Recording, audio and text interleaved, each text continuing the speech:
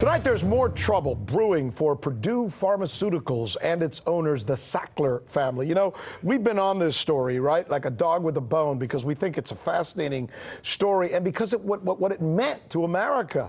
Remember earlier this week we told you that Oklahoma, the state of Oklahoma, hit them with a lawsuit for addicting their citizens, or worse, so many of them have died.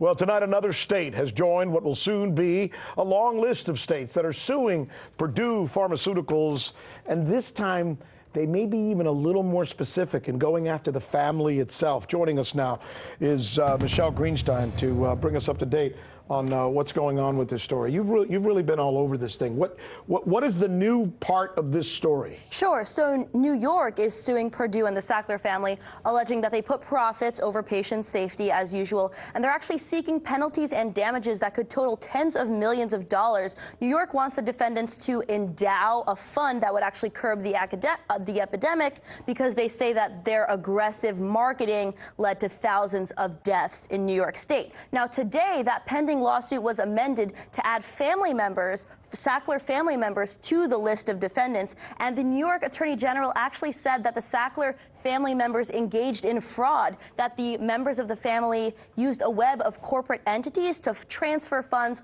from Purdue Pharma and from an affiliate called Rhodes Pharmaceuticals into other entities that the family controlled. That's what's new today. Let me remind you of something. I don't know if you remember this, but back when the company, the law, I guess you could say, went after the big cigarette factory, cigarette companies, you know, the Marlboros and all those guys, they had all the executives stand up once, right?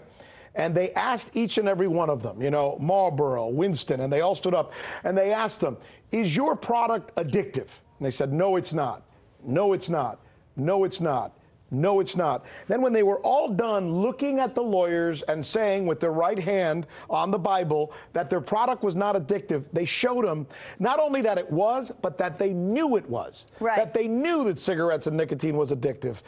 Is the same thing eventually going to happen with these guys, where they knew that this stuff was highly addictive and could kill people? So it's a highly comparable situation in that they knew it was highly addictive. They were involved in pushing this drug with that knowledge. But what's not the same is that they are not going to have a televised courtroom trial. Actually, a recent settlement in Oklahoma has allowed them to avoid such a TV trial. I mean, when you have money, you can basically do anything. But this New York amendment comes just 2 days after Purdue and the Sackler family agreed to pay $270 million to the state of Oklahoma, exactly, to settle allegations, again, that it helped create the nation's opioid crisis. But will this turn into a trend? And if it turns into a trend, that's where the problem begins. Nobody has enough money and enough lawyers to go. If you're getting sued by 50 states and each one of them wants $250, $300 million, I understand Massachusetts, it's next. You know, Massachusetts is engaged in a lawsuit as well. Right now, there are at least 2,000 lawsuits against Purdue Pharma, and the company is actually saying that they might go bankrupt,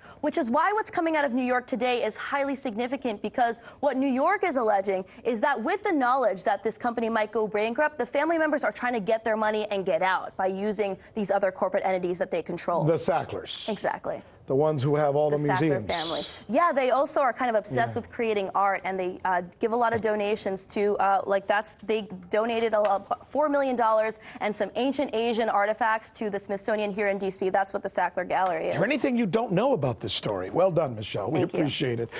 I'm Rick Sanchez. You found us on YouTube, and that's awesome. But you know what? I'm also live every night at 7 and 8 p.m. Eastern on DirecTV and Dish and cable and satellite, the RT app, and Pluto TV. I'll see you there.